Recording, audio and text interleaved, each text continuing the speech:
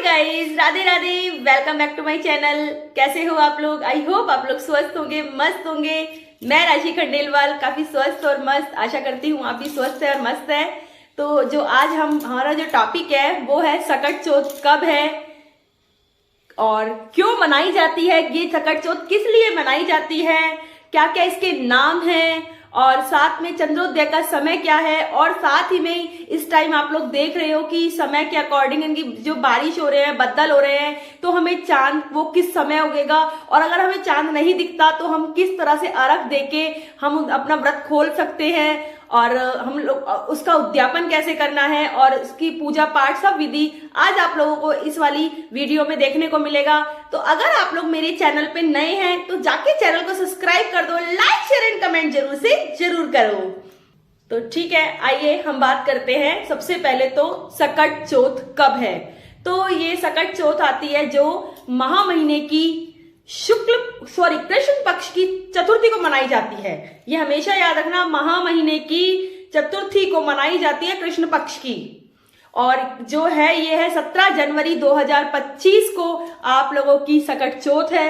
और ये सकट चौथ क्यों मनाई जाती है, जैसे आप लोग करवा चौथ मनाते हो, करवा चौथ आप लोग पति की लंबी आयु के लिए मनाते हो, तो ये जो सकट चौथ है ये संतान की लंबी आयु के लिए मनाई जाती है। तो कई लोग सोचते हैं कि हमारा तो संतान ही नहीं है, तो संतान नहीं है तो आप संतान की प्राप्ति के लिए इस व्रत को करिए, क्योंकि माँ चौथ माता है जो सब पर कृपा बरसाती है और सबको परिपूर्ण रखती है। तो इसलिए आप ये व्रत जरूर करिए, क्योंकि ये व्रत संतान प्राप्ति के लिए करते हैं। अब सबसे बड़ी बात है कि चंद्रोदय कब होगा। चंद्रोदय अब की बार जो 17 जनवरी 2025 को है वो चंद्रोदय का समय है 9:09। 9:09 पे चंद्रोदय हो जाएगा।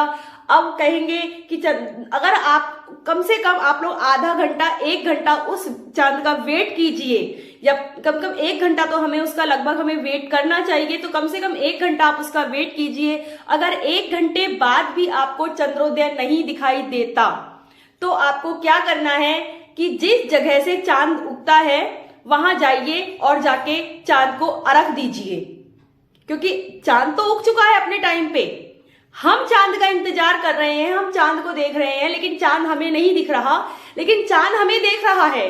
तो आप अपने छत पे जाइए, जहां से आपको चांद दिखाई देता है, जिस दिशा से आपको चांद हर बार दिखाई देता है, उस जगह आप अपने अर्घ दीजिए और आके अपना व्रत खोलिए।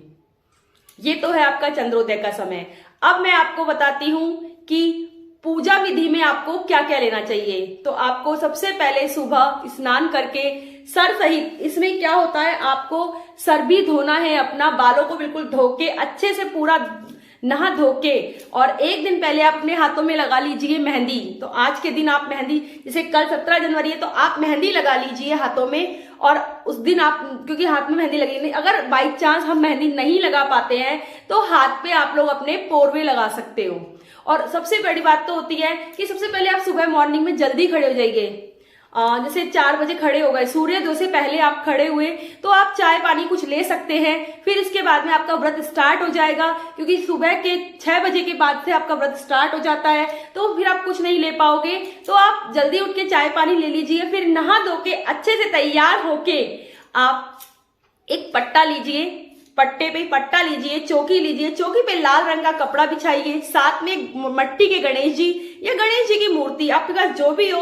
सबसे पहले क्या करना, आपको जो क्या कहते हैं चौक पूरते हैं, तो चौक पूरा आपने पट्टा रखा, पट्टे पे लाल रंग का कपड़ा रखा, उस पे आपने अपना मट्टी का गणेश जी रखा, मट्टी गणेश जी के नीचे आपने थोड़े से चावल या तिल रख ली, क्योंकि खाली मूर्ति नहीं रखते हैं। फिर इसके बाद में ये सबसे बड़ी तिलकुट्टा चौथ मानते हैं इसको, ये है तिलकुट्टा चौथ। तो तिल बहुत जरूरी होता है, तो साथ में आप थोड़ा सा गुड़ लीजिए और तिल लीजिए, उनको कूट लीजिए, उनकी गोलियां बना के वहां रख लीजिए। एक में आप ज्वार का कटोरा रखिए, उसके ऊपर गुड़ रखिए, क्योंकि इस टाइम ये सर्दियों का है तो उसमें ज्वार रखा जाता, ज्वार नहीं सॉरी बाजरा रखा जाता है, आप वो बाजरा रखिए। उसके ऊपर आप दक्षिणा रखिए। करवा चौथ माता बनाएंगे, एक छोटा सा गोला करके इस तरह से यूं करके आपकी चौथ माता बन जाएगी। अगर आपकी चौथ माता आपके पास में है तो आप चौथ माता रख सकते हैं। और इसके बाद में आप पूजा विधि के लिए यहाँ बैठ जाइए इस आसन लगा के।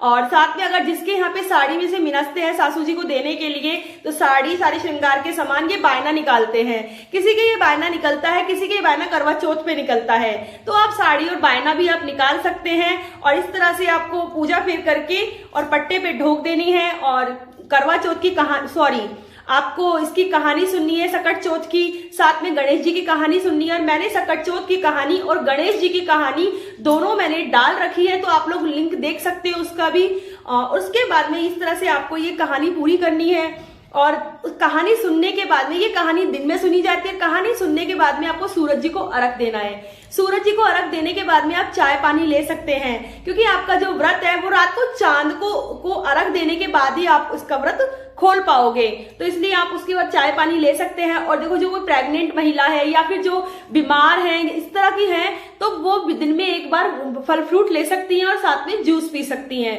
तो जिससे कोई दिक्कत नहीं होती है, क्योंकि वो सिर्फ प्रेग्नेंट लेडीज के लिए और साथ में जो बीमार है उनके लिए बताया गया है। अब मैं आपको इसकी उद्यापन विधि बताती हूँ। इसकी उद्यापन विधि भी बहुत इजी है। पहले तो सबसे, अगर आपने सकट चौथ को उठाया है, ये शादी के बाद उठाया जाता है, और ये शादी के बाद उठाते हैं संतान के लिए करते हैं, तो जिसके पहले स्टार्टिंग में संतान होती ही नहीं है, लेकिन वो संतान की प्राप्ति के लिए, कि हमारी संतान की प्राप्ति हो, और जिनकी संतान होती है वो संतान की लंबी आयु के लिए व्रत रखते हैं, क्योंकि ये संकोष्ठी व्रत है, संतानोत्पत्ति व्रत है। ये बहुत ही महत्वपूर्ण व्रत है। ये करवा चौथ के बाद ये दूसरी सकट चौथ है जो बहुत ही महत्वपूर्ण बताई गई है। इसके बाद में आपको क्या करना है कि जो उद्यापन होता है, कम से कम 14 साल तक आपको इसका व्रत करना है। 14 साल, क्योंकि देखो इसमें 14 औरतें जिमाती है, तो कम से कम हमें ये व्रत 14 साल तक तो करना है। 14 साल के बाद इसको उद्यापन कर सकते हो। उद्यापन में आपने 14 औरतों को, जो सुहागन औरतें होती हैं, 14 सुहागन औरतों को श्रृंगार का सामान, सुहाग पिटारी, जो भी हो आपके पास, साड़ी, ब्लाउज पीस, वो लेना है सारा। वो मैं आपको इसका अलग से लिंक डालूंगी। ये सारा चीज आपको इसका उद्यापन विधि में ना 14 औरतों को जिमाते हैं, साथ में एक जोड़ा जोड़ी लेते हैं, फिर उनको जिमाते हैं। और इस तरह से आपका ये संकोष्ठ विधि पर, या फिर तिलोत्पत्ति, तिल का व्रत है, ये तिल से उठाते हैं, तो तिलकुट्टा, इसका व्रत खोलने से पहले जो आपको तिलकुट्टा है वो आपको अपने मुंह में लेना है, उसके बाद आपको खाना खाना है। इस तरह से आपका ये उद्यापन होगा। तो मैंने आपको ये सारी चीजें बताई हैं कि सबसे पहले तो आपको किस तरह से इस व्रत को करना चाहिए, ये व्रत क्यों करते हैं, इसका चंद्रोदय का समय क्या है, और चंद्रमा नहीं उगे तो आपको क्या करना चाहिए, वो सब कुछ मैंने आपको इस वीडियो में बताया है। अगर आपको ये मेरी वीडियो थोड़ी सी भी अच्छी लगती है तो प्लीज कमेंट जरूर करना, लाइक शेयर एंड सब्सक्राइब जरूर करना। राधे राधे।